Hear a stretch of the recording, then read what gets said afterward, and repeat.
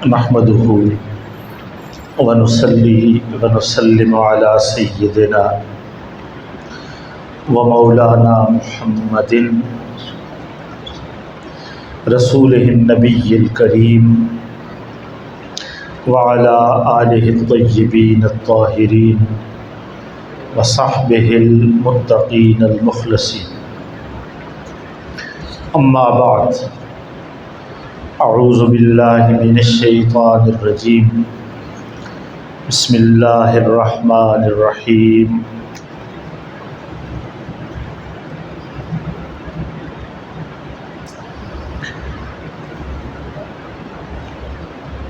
وبشر المخبتین الذین اذا ذکر اللہ وجلت قلوبهم والصابرین علی ما اصابهم والمقیم الصلاة ومما رزقناهم ينفقون. صدق اللہ العظیم. ان اللہ وملائکتہ یصلون علی النبی یا ایہا الذین آمنوا صلوا علیہ وسلموا تسلیما. اللہم صل علی سیدنا ومولانا محمد وعلی آلہ وصحبہ وبارک وسلم. صلاۃ و سلاما علیک یا رسول اللہ وعلی آلک وصحبک یا حبیب اللہ. اللہ تعالیٰ کے فضل و احسان اور تاجدار کائنات صاحب لولا سیدنا محمد مصطفیٰ احمد مجتبیٰ صلی اللہ علیہ وآلہ وسلم کی رحمت پاک کے تصدق اور فیضان سے آج ہم جمعۃ المبارک کی نماز کی ادائیگی کے لیے اللہ کے گھر میں حاضر ہیں. آج عید الاضحیٰ کا تیسرا دن ہے، یعنی 12 ذو الحج. پچھلے جمعۃ المبارک کو میں نے قربانی کے حوالے سے چند ایک ضروری گزارشات اور ضروری احکامات آپ کے گوش گزار کیے تھے.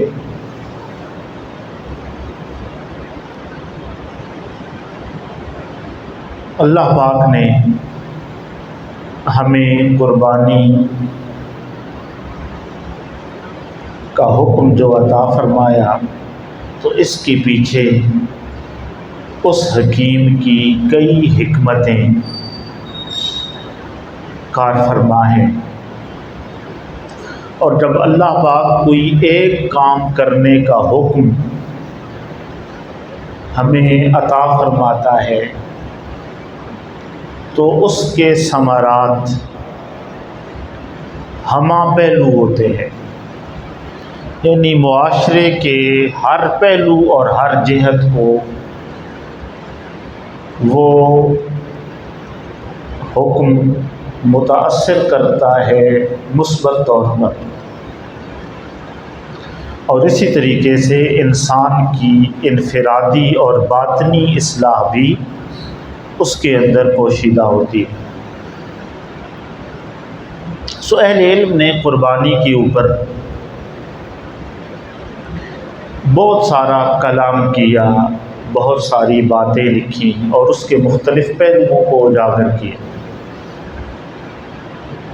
کہ یہ قربانی جو ہم اللہ کی بارگاہ میں پیش کرتے ہیں اس کے معاشرتی اثرات کیا ہیں، اس کے معاشی اثرات کیا ہیں، اس کے ثقافتی اثرات کیا ہیں اور اس کے ظاہری اثرات کیا ہیں، باطنی اثرات کیا ہیں. میں مختلف تحریریں اور مختلف چیزیں جو اس حوالے سے دیکھی، ان میں سے چند ایک آج موضوع کو مکمل کرنے کے لیے آپ کے سامنے رکھنا چاہتا ہوں. اسلام کا سب سے بڑا حسن اور خوبصورتی یہ ہے کہ یہ معاشرے کے ہر طبقے کا خیال رکھتا ہے۔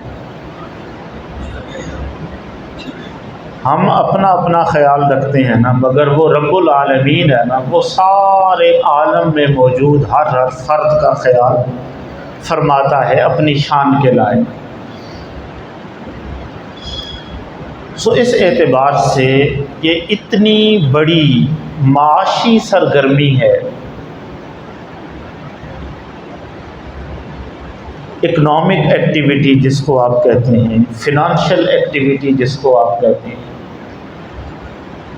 کہ اگر پوری دنیا کے اندر بہت سارے لوگ اور بہت ساری کمپنیز، انٹرنیشنل فرمز مل کر بھی اس طرح کی معاشی اور معاشرتی ایکٹیویٹی کرنا چاہیں تو وہ نہیں کر سکتے، جتنا اللہ کا یہ ایک حکم بجا لانے سے پوری دنیا کے اندر شرق سے غرب تک، شمال سے جنوب تک، اور معاشرے کا ہر طبقہ امیر سے لے کر وسط کلاس تک اور وسط سے لے کر پھر نچلے غریب طبقات تک، ہر ایک اس معاشی سرگرمی سے مثبت طور پر اپنا حصہ وصول کرتا ہے۔ یعنی یہ بات موجودہ اعداد و شمار کے مطابق لکھی گئی۔ اللہ پاک نے ایک بات بیان کی، اس کو زکوٰۃ کے باب میں بھی اللہ نے بیان کیا، صدقات کے باب میں بھی اللہ نے اس کو بیان کیا، اور وہی حکمت ادھر بھی کار فرما ہے۔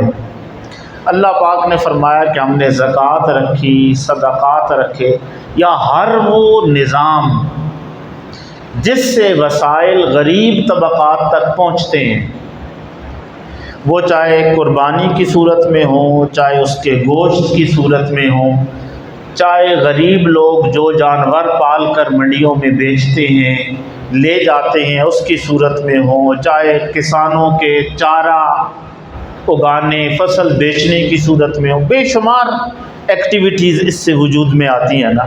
تو اللہ نے ایک بات بتائی، فرمایا کہ ہم نے یہ اس لیے رکھا ہے کہ لا یکون دولۃ بین الاغنیاء منکم، فرمایا یہ سارے احکامات ہم نے اس لیے عطا کیے ہیں تاکہ تمہاری دولت فقط تمہارے اغنیاء کے درمیان گردش نہ کرتی رہے،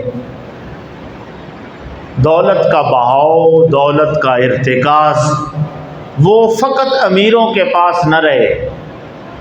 مراد کیا ہے کہ وسائل کا بہاؤ، دولت کا بہاؤ، ایسی معاشی سرگرمی کی اسلام حوصلہ افزائی کرتا ہے جس کے نتیجے میں معاشی بہاؤ امیروں سے نکل کر غریبوں کی طرف جائے،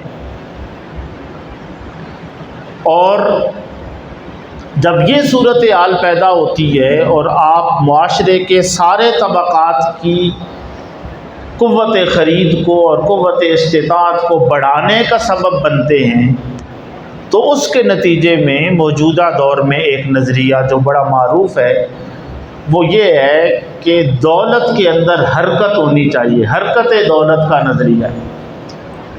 کسی بھی معاشرے کی ترقی کے لیے یہ بات ضروری ہے کہ وہ دولت گردش کرتی رہے معاشرے کے مختلف طبقات کے درمیان کسی نہ کسی صورت میں۔ جتنی زیادہ دولت گردش کرے گی، جتنی زیادہ مختلف طبقات میں جائے گی، ان کو قوت خرید و فروخت میں اضافہ ہوگا، اتنا زیادہ وہ معاشرہ، اتنا زیادہ وہ ملک، اتنی زیادہ وہ آبادی ترقی کرنے والی ہوگی۔ اب اس کی میں آپ کو ایک مثال دیتا ہوں، اور یہ مثال بڑی ریلیونٹ ہے کہ جب آقا صلی اللہ علیہ وآلہ وسلم مدینہ پاک حضور نے ہجرت فرمائی تو اس وقت معاشرے کے اندر دو طبقات بن گئے تھے۔ ایک طبقہ جس کو ہم انصار کہتے ہیں، یہ انصار وہ لوگ تھے جو مدینہ کے اندر آلریڈی سیٹل تھے، پہلے سے موجود تھے، ان کے اپنے گھر بھی تھے، ان کے اپنے کاروبار، معیشت، معاشرت، ہر چیز اپنی جگہ پر قائم اور دائم تھی، وہ کسی حساب سے بھی پریشانی کا شکار نہیں ہوئے۔ آقا صلی اللہ علیہ وآلہ وسلم کو انہوں نے دعوت دی، حضور نے ان کی دعوت قبول کر لی اور حضور مدینہ پاک تشریف لے آئے۔ حالات آپ کے سامنے ہیں۔ دوسری طرف ایک طبقہ جس کو ہم مہاجرین کہتے ہیں، ان کی اکثریت ایسی تھی جو اپنے ساتھ کچھ نہیں لا سکی تھی۔ ان کے کاروبار وہیں رہ گئے، ان کے گھر بار وہیں رہ گئے۔ بعض ایسے بھی تھے جن کے خاندان کے کچھ افراد ادھر رہ گئے، کچھ ادھر آ گئے، کئیوں کے بچے بچھڑے، خاندان ٹوٹے بھی۔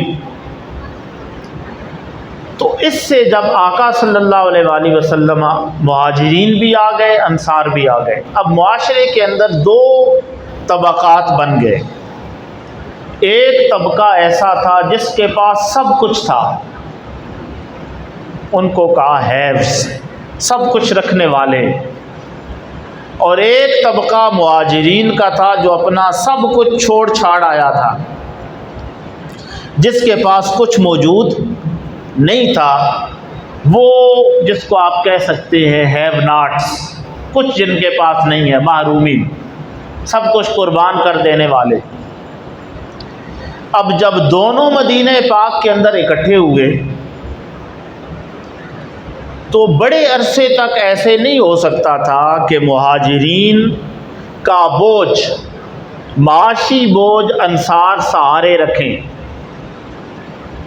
اور مہاجرین کچھ نہ کریں، کسی معاشی سرگرمی کے اندر شریک نہ ہوں، کوئی کام نہ کریں اور فقط مہاجر بن کر بیٹھے رہیں اور انصار کے اموال میں سے اپنا حصہ لیتے رہیں اور کھاتے رہیں۔ ایسا ممکن نہیں تھا۔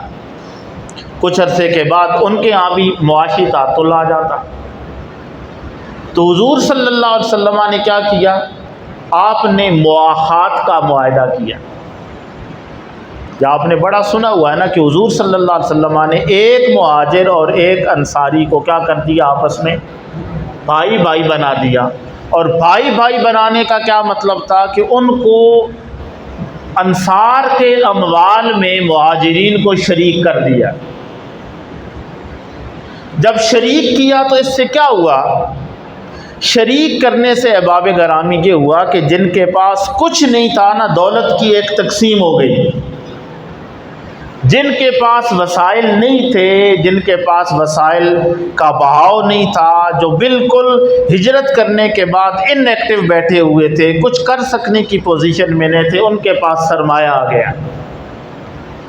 جب ان کے پاس سرمایہ آیا تو اس کے نتیجے میں معاشرے کے اندر ایک گردش دولت کا نظام چلا، اور اس گردش دولت کے نظام نے کیا کیا کہ اب اگلی بات آپ کو بتاؤں۔ جو تیسری بات ہوئی وہ یہ کہ اس وقت مدینہ کی منڈی کے اوپر جب حضور نے ہجرت فرمائی تو یہودیوں کا قبضہ تھا۔ وہ کیا کرتے تھے؟ انصار پروڈکشن کرتے، غلہ اگاتے، چیزیں پیدا کرتے، اور یہودی ان سے سستے داموں لے لیتے اور باہر کی منڈیوں میں چلے جاتے اور زیادہ منافع لے کر آتے، اور مدینہ کی معیشت پر وہ چھائے ہوئے تھے۔ اور جب مہاجرین پہنچے تو مہاجرین یعنی اہل مکہ، ان کا پیشہ ہی سرے سے تجارت تھا۔ جب ان کا پیشہ تجارت تھا تو ادھر سے اب جو انصار پیدا کرتے وہ مہاجرین ان سے لے لیتے، اور یہودیوں کا جو تسلط تھا مدینہ کی منڈی کے اوپر سے وہ مہاجرین نے آ کر کیا کر دیا؟ ختم کر دیا۔ اور اس طریقے سے مدینہ ایک اسلامی معاشی ریاست کے طور پر ابھرا، جس کی بڑی تکلیف تھی یہودیوں کو۔ مگر جو بات آپ کو سمجھانا چاہتا ہوں وہ یہ ہے، مواخات مدینہ کا ایک پہلو یہ ہے کہ اس سے معاشرے کے وسائل ہیو سے ہیو ناٹس کی طرف آئے۔ وہ لوگ جو کچھ رکھتے تھے ان سے ان لوگوں کی طرف آئے جن کے پاس اس وقت ظاہراً کچھ نہیں تھا، اور کچھ ہی عرصے کے اندر دونوں طبقات ایسی پوزیشن میں آ گئے کہ وہ اسلام کو سپورٹ کر سکتے تھے، اسلام کے لیے اپنا مال خرچ کر سکتے تھے، قربانی دے سکتے تھے۔ اللہ پاک نے یہ بات ہمیں سمجھائی ہے کہ اے لوگو، اگر تم معاشرے کے محروم طبقات کا خیال رکھو گے اور ان کا استحصال نہیں کرو گے، ان پر ظلم نہیں کرو گے اور وسائل کا رخ ان کی طرف موڑو گے، تو اس کا نتیجہ کیا ہوگا؟ وہ تو معاشی طور پر طاقتور ہوں گے ہی، تمہاری معاشی قوت بھی بڑھے گی۔ قرآن مجید نے اس بات کو بیان کیا تو اللہ پاک نے فرمایا یمحق اللہ الربا ویربی الصدقات۔ اللہ پاک سود کو مٹاتا ہے، ربا کو مٹاتا ہے، اور صدقات کو اللہ پروان چڑھاتا ہے۔ اب ذرا سوچیں کہ اللہ پاک مثال کے طور پر ایک شخص کے پاس 100 روپیہ ہے، وہ سود پر اگر دے نا تو ممکن ہے مہینے کے بعد اس کے پاس کیا آ جائیں؟ 110 سے 120۔ تو عقل ہماری یہ کہتی ہے کہ اگر ہم اس طریقے سے ربا اور سود پر دیں گے تو بڑھے گا، اور اگر زکوٰۃ دیں گے تو کم از کم 2.5 روپے تو چلے جائیں گے، 97.5 رہ جائیں گے، کم ہو جائیں گے جی۔ اور اسی طریقے سے اگر صدقہ دے دے تو اس کی تو کوئی لمٹ نہیں ہے۔ ہاں، حضور صلی اللہ علیہ وسلم نے یہ بات فرمائی ہے کہ صدقۃ علی ظہر غنی، کہ صدقہ اتنا دو کہ صدقہ دینے کے بعد تمہاری خوشحالی باقی رہے۔ ایسے نہ ہو کہ سارا صدقہ کرو اور پھر خود صدقہ لینے والے بن جاؤ، ایسا نہیں۔ اس لیے زکوٰۃ کی شرح ہے کہ 2.5% دینا ہے اور 97.5 اپنے پاس رکھنے ہیں، اور پھر محنت کر کے وہ 97.5 اللہ برکت ڈالے گا، پھر آسانی سے 100 بن جائیں گے۔ تو اسلام کے اصول ہیں۔ تو جو بات میں عرض کر رہا تھا کہ بہرحال کم ہوئے ظاہری طور پر، مگر اللہ نے فرمایا کہ نہیں، یہ ظاہری طور پر جنہیں تم سمجھتے ہو کم ہو گئے، یہ کم نہیں ہوئے۔ کیوں؟ کہ جس بندے سے تم نے 110 اور 120 لیے، اس پر تم نے ظلم بھی کیا، اس کا استحصال بھی کیا، اس کا خون بھی نچوڑا، اور اس کی قوت خرید اور قوت استطاعت کو مزید کم کر دیا۔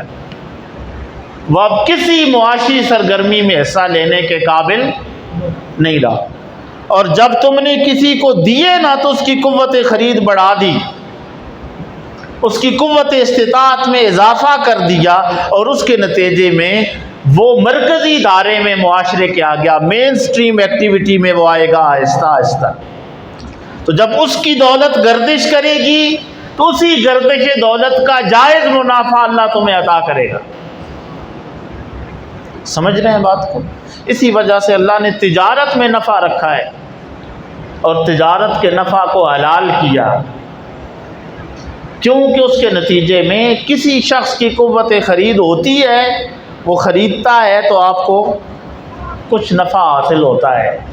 تو اللہ یہی حال قربانی کا ہے باب گرامی، کہ غریب لوگ، متوسط طبقے کے لوگ، زمیندار لوگ، وہ چھوٹے چھوٹے جانور لے لیتے ہیں، پھر ان کو بڑا کرتے ہیں، پالتے ہیں، اور پھر ایک خاص قیمت پر وہ فروخت کر کے معاشی طور پر کسی حد تک مضبوط ہوتے ہیں۔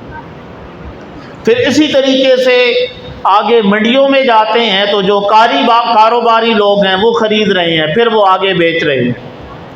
اس کے ساتھ سائڈ پہ کچھ چارہ اگانے والے، چارہ کھلانے والے ہیں، وہ ہیں، پھر کچھ ذبح کرنے والے ہیں، وہ ہیں۔ پھر یہ ساری ایکٹیویٹی جب جنریٹ ہو جاتی ہے ذبح کرنے کے بعد، پھر گوشت کدھر جاتا ہے؟ اللہ پاک فرماتا ہے کہ کم از کم تیسرا حصہ تو غریبوں کو پلٹا دو نا۔ تو ہر اعتبار سے معاشرے کے مختلف لوگ جب اس کے اندر، پھر چمڑے کی، لیدر کی ایک بہت بڑی انڈسٹری ہے، وہ اس سے چلتی ہے، اور اس طریقے سے۔ کل ایک دوست نے مجھے فیکٹس اینڈ فگرز بھیجے، اب اس وقت نہیں ہے کہ میں آپ کے سامنے رکھوں۔ انہوں نے کہا جی کہ اربوں کھربوں روپے کا صرف پاکستان کے اندر ایک معاشی سرگرمی ہے جو ایک قربانی کے کرنے کے نتیجے میں پیدا ہوتی ہے، اور معاشرے کا ہر طبقہ معاشی طور پر اس سے کیا کرتا ہے؟ فائدہ اٹھاتا ہے، اور اس کے نتیجے کے اندر، اور انہوں نے کہا کہ اگر بہت بڑی ملٹی نیشنل کمپنیز لگ جائیں اور وہ کوشش کریں کہ اتنی بڑی ایکٹیویٹی جنریٹ کر دیں جس کے اندر اتنے زیادہ لوگ معاشی طور پر فائدہ اٹھا لیں، تو وہ ایسی ایکٹیویٹی جنریٹ نہیں کر سکتے جو اللہ نے اپنے ایک حکم سے کی ہے۔ اب یہاں بہت سارے لوگ ہیں نا، میں اس سے آگے ایک سوال کو ایڈریس کرنا چاہتا ہوں۔ بہت سارے لوگ ہیں جن کو اس موقع کے اوپر غریبوں کے حقوق بھی بڑے یاد آتے ہیں اور جانوروں کے حقوق بھی بڑے یاد آتے ہیں، دونوں، کہ قربانی کرنے سے بہتر تھا کہ فلاں جگہ یوں کر دیتے، فلاں جگہ صدقہ دے دیتے، یہ کر لیتے، وہ کر لیتے۔ اب وجہ یہ نہیں ہے کہ وہ ساری سال گوشت کا کاروبار چلتا ہے نا، ذبح بھی ہوتے ہیں جانور اور بکتے بھی ہیں، اور باربیکیوز پارٹی بھی ہوتی ہیں، اور سارے معاملات ہوتے ہیں، انہیں جانوروں کے حقوق اس وقت اس وجہ سے یاد آتے ہیں کہ وہ اسپرٹ قربانی کا جو اس عید الاضحیٰ کے موقع پر مسلمانوں میں بنتا اور پیدا ہوتا ہے، وہ سارے سال جو کساب کا کام ہوتا ہے اس میں وہ کوئی اسپرٹ پیدا نہیں ہوتا، جو حضرت ابراہیم اور حضرت اسماعیل کی یاد منائی جاتی ہے، اور اللہ کی رضا کی خاطر قربانی دینے کا جو جذبہ انسانوں مسلمانوں کے اندر پیدا ہوتا ہے، اور اس کے نتیجے میں جو ان کی روحانی اور باطنی تربیت ہوتی ہے وہ ان کو کھائی جاتی ہے۔ مگر انہیں جانوروں کے حقوق اتنے یاد ہوتے تو جتنے جانور ادھر ذبح ہوتے ہیں نا، اس سے سینکڑوں گنا زیادہ پوری دنیا کے اندر سال کے اندر اندر ذبح کیے جاتے ہیں، کئی سو گنا، مگر وہاں انہیں مسئلہ نہیں ہے۔ کیوں؟ وہاں پیچھے اسلام کی روح کار فرما نہیں ہے، وہاں وہ جسٹ ایک معاشرتی ایکٹیویٹی ہے جو ہر معاشرہ کیے جا رہا ہے، اور اس سے کچھ حاصل کوئی تربیت نہیں ہوتی، مگر یہاں ان کو مسئلہ ہو جاتا ہے کہ یہاں ایک پیچھے روحانی باطنی تربیت موجود ہے۔ اور اسی طریقے سے وہ لوگوں کو معاشی ایکٹیویٹی اتنی بڑی جنریٹ ہو رہی ہے، اور ہر وقت زور لگاتے رہتے ہیں، این جی اوز لگی ہوئی ہیں، ڈونرز کی پیچھے لگی ہوئی ہیں، مختلف پروجیکٹس کر رہی ہیں، وہاں ان کو مسئلہ نہیں ہوتا، اور وہاں وہ انویسٹمنٹ کے لیے پیسے بھی دیتے ہیں اور سارے معاملات کرتے ہیں کہ آپ کوئی ایکٹیویٹی کریں جس کے نتیجے میں آپ سٹیبل ہو سکیں۔ مگر یہاں جب یہی ایکٹیویٹی ایسی ہوتی ہے، اللہ کے حکم سے ہوتی ہے اور بہت بڑی ہوتی ہے، یہاں وہ لوگوں کو بھکاری بنانا چاہتے ہیں کہ یہاں بھکاری بنا دیں، ادھر نہ لگائیں، جس کے نتیجے میں معاشرے کے 8-10 بڑے بڑے طبقات معاشی فائدہ اٹھا رہے ہیں، مگر وہ کہتے ہیں کہ ایک خاص طبقہ ہو، اور اس خاص طبقہ وہ فقط مانگنے والا ہو، بھکاری ہو، اور اس کے ہاتھ پہ آپ پیسے رکھ دیں اور آپ قربانی سے بری و ذمہ ہو جائیں۔ سو یہ چیزیں احباب گرامی بہت سمجھنے والی ہیں کہ اسلام ہمیں جو حکم دیتا ہے نا، اس حکم کے پیچھے بے شمار حکمتیں ہیں، ایک حکمت نہیں، اس سے آپ کا باطن بھی سنورتا ہے، ظاہر بھی سنورتا ہے، معاشرت بھی سنورتی ہے، معیشت بھی سنورتی ہے۔ اور ایسے یاد رکھیں تہوار ایسے ممالک کے اندر بھی موجود ہیں جن ممالک کے اندر سرے سے اسلام نہیں ہے، مگر وہ مختلف جانور جو ہیں نا ان کے کلنگ ڈیز مناتے ہیں، اور وہاں اس دن ان کی کلنگ ہوتی ہے، مراد ان کا شکار ہوتا ہے، ان کو میں نام نہیں لینا چاہتا، اپنے طریقے کے مطابق وہ اس کو ذبح کرتے ہیں، کاٹتے ہیں، اور اس دن آسٹریلیا اور یورپ اور اسرائیل اور پوری دنیا کے اندر اس دن وہ اس کی پارٹیز چلتی ہیں اور اس کے جشن منائے جاتے ہیں، مگر وہاں کوئی این جی او نہیں ہوتی، وہاں کوئی بندہ اعتراض نہیں کرتا کہ جانوروں کے حقوق پامال ہو گئے ہیں۔ مگر جب وہی چیز اسلام کرتا ہے اور ایک اسپرٹ کے ساتھ کرتا ہے اور ایک تربیت کے لیے کرتا ہے تو وہاں بڑے سارے معاملات پیش آ جاتے ہیں، اور پھر ہم لوگوں کو یہ نہیں پتہ ہوتا الا ماشاء اللہ کہ یہ جو کام ہو رہا ہے اس کام کے پیچھے اللہ کی بارگاہ سے کتنا بڑا اجر ہے، اور اس کے نتیجے میں اسلام کا کتنا بڑا احیاء ہے، اور اسلام کی عظمت کی بحالی کی طرف یہ کتنا بڑا قدم ہے۔ اس اعتبار سے یہ ایک بات میں نے آپ کے سامنے رکھی کہ اللہ پاک نے ہمیں یہ قربانی اس لیے عطا کی ہے، اس کا ایک معاشی فائدہ یہ ہے کہ معاشرے کا ہر طبقہ اس سے فائدہ اٹھاتا ہے، اور ایک بہت بڑی معاشی سرگرمی اس کے نتیجے میں پیدا ہوتی ہے۔ اور پھر اس طریقے سے اگلی بات جس کو ہم اگلے جمعۃ المبارک کو شروع کریں گے، جس کو اللہ پاک نے ارشاد فرمایا کہ انسان کا سب سے بڑا، مسلمان کے لیے سب سے بڑی شے یہ ہے کہ اللہ کی حضور سر تسلیم خم کرنے کا جذبہ اس کے اندر پیدا رہے، موجود رہے اور پیدا ہو۔ اور یہ وہ جذبہ ہے جو حضرت ابراہیم اور حضرت اسماعیل علیہ السلام نے اپنے رب کریم سے دعا کی صورت میں طلب فرمایا۔ اللہ پاک نے فرمایا، دعا نقل کی قرآن پاک کے اندر بیان کی، تو اللہ نے فرمایا کہ انہوں نے کہا ربنا وجعلنا مسلمین لک، اے اللہ پاک تو ہم دونوں کو ہمیشہ اپنے حضور سر تسلیم خم رکھنے والا بنا۔ یہ انبیاء مانگ رہے ہیں، اور حضرت ابراہیم کو اللہ نے حکم دیا اسلم، اے ابراہیم میری حضور سر تسلیم خم کر لے، تو انہوں نے کیا کہا اسلمت لرب العالمین، میں نے اپنا سر رب العالمین کی حضور جھکا دیا۔ یہ جو حالت تسلیم و رضا ہے اس پر انشاءاللہ تعالی اگلے جمعۃ المبارک کو بات کریں گے۔ اللہ پاک سے دعا ہے کہ ہمیں قرآن و سنت کو سمجھنے کی توفیق عطا فرمائے۔ وما علینا الا البلاغ۔